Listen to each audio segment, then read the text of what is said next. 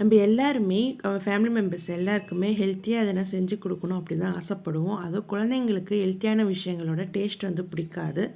அந்த மாதிரி இருக்க பசங்களுக்கு இந்த மாதிரி நீங்கள் டிஃப்ரெண்ட்டாக ட்ரை பண்ணி பாருங்கள். ஒன்றும் இல்லைங்க, ஆப்பம் ரெசிபி தான். அதில் சின்னதாக ஒரு சேஞ்ச் வந்து சிகப்பரிசி போட்டு செஞ்சுருக்கேன்.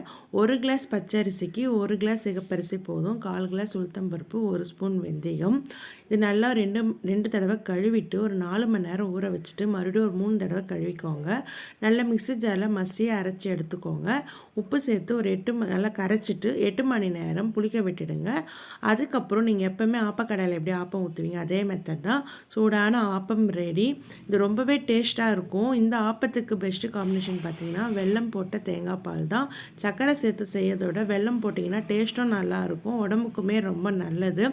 அவ்வளோதான், சூடான ஆப்பம் தேங்காய் பாலோட ரெடி. நீங்களும் ட்ரை பண்ணி பாருங்கள், கண்டிப்பாக பிடிக்கும்.